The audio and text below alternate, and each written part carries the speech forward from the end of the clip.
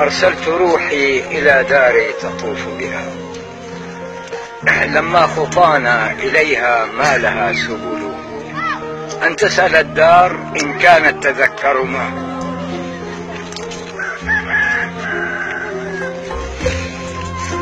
أم أنها نسيت إذ أهلها رحلوا.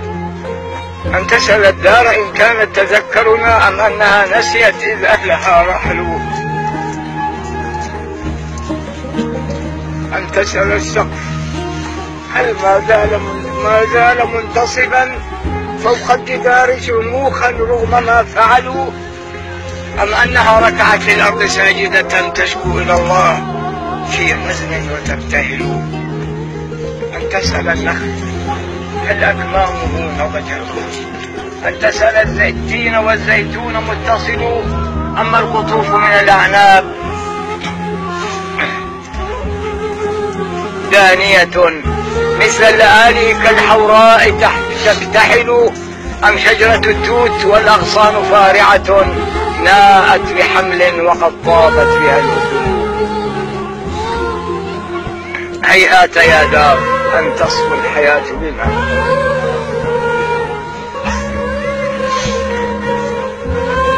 ويرجع الجمع بعد النهي مكتمل، لكن روحي ستبقى فيها ساكنة، ما لي بأطنة لا شاة ولا جمل. إن مت يا دار أو طال الفراق بنا فالصبر يا دار لا يضعف لنا أمل، لا بد لليل من صبح يبدله ويسطع النور والظلماء ترتعل، ويرجع الحق فوق الكون عالية راياته البيض لا كفر ولا دجل.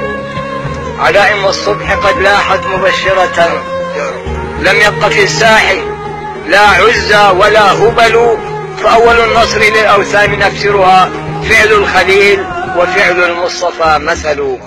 أو في حماة يدوس النصب نعلوهم، والجحش يصعد عن تمثالهم بدل. يا للتفاهة ظنوا أننا أبوهم، ما للصدارة في أوصافنا رجل. السماك تمدد